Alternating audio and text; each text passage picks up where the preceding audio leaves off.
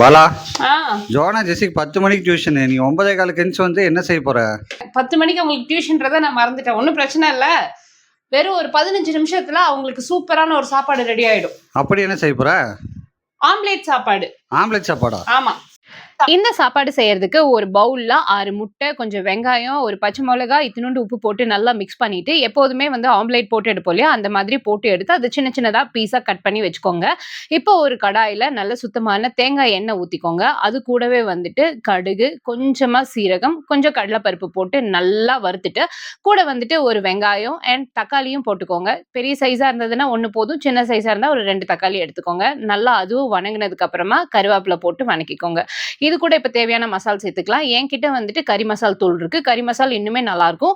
And 1 spoon கறி மசால் தூள், 1 spoon வந்துட்டு மிளகாத்தூள், கொஞ்சமா இஞ்சி பூண்டு பேஸ்ட், உப்பு, லைட்டா மஞ்சத்தூள் போட்டு நல்லா மிக்ஸ் பண்ணிட்டு, கூட கட் பண்ணி வச்சிருக்கிற அந்த ஆம்லேட்டையும் போட்டு நல்லா மிக்ஸ் பண்ணிக்கோங்க. இப்ப சூடான ரைஸ் எடுத்து மிக்ஸ் பண்ணீங்க அப்படின்னா சூப்பரான ஆம்லேட் ரைஸ் வந்துட்டு ரெடி ஆயிடும். கொத்தமல்லி தழை தூவி நீங்க வந்துட்டு சர்வ் பண்ணலாம். செம சூப்பர் டேஸ்ட்ல இருக்கும். என்ன எப்படி இருக்கு? சூப்பரா இருக்கு. குஸ்கா டேஸ்ட் வருது. உண்மையிலேயே இதுக்கு சைட் டிஷ்ஷே தேவையில்ல, அப்படியே சாப்பிட்டுக்கலாம். செம்ம டேஸ்டா. நீங்களும் ட்ரை பண்ணி பார்த்துட்டு எப்படி இருக்குன்னு கமெண்ட் பண்ணுங்க. பை.